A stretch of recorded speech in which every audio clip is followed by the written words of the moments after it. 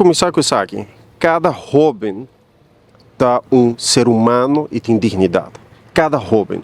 Se identificar que se um jovem vira um detenido, e não stop de ter um ser humano.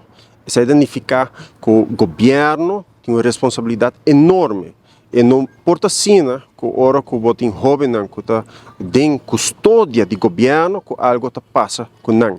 Se um gente está em custódia do governo, quem que importar?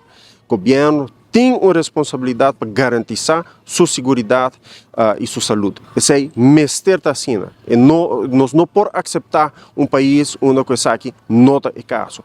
Nós vamos começar com isso aí. Então, agora nós vamos começar a analisar o que é o problema grande social no país aqui. Um dos problemas grande está negligência de nós jovens. Eu estou começando com negligência de emocional. Ora que você vai em qualquer classe no país aqui, uma inta, você vai todo dia, tem muito que a escola sem comer, tem muito que está em classe, que pega sonho, você vai dormir muito lado, para sobre maior, não a wakpa e una. E tem maior que qualquer wakpa, mas a estrutura econômica não está dando, não porta na casa, está no trabalho, então isso aí também tem um impacto.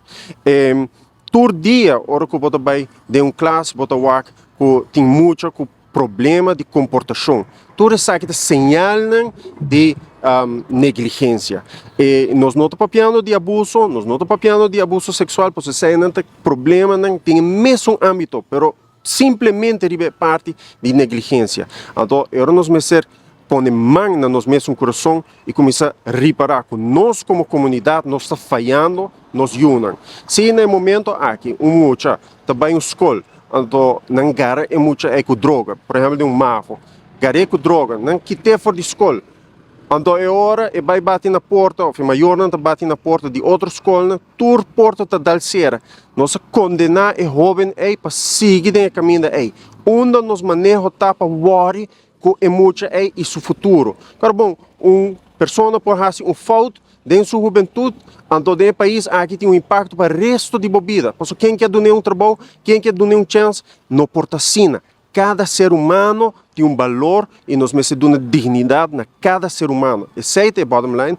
Pensei nós pedir reunião, pensei nós vice governo, que nós não podemos somente uma visão a curto prazo, nós não podemos believe que a comissão é a solução. Não, nós precisamos ter uma responsabilidade. Maior nós precisamos uma responsabilidade. Nós, como comunidade, precisamos uma responsabilidade. Parlamento precisamos sua responsabilidade. E ministro e governo também precisamos sua responsabilidade na área aqui. E nos falta lei, e nos falta manejo, e nos falta estrutura.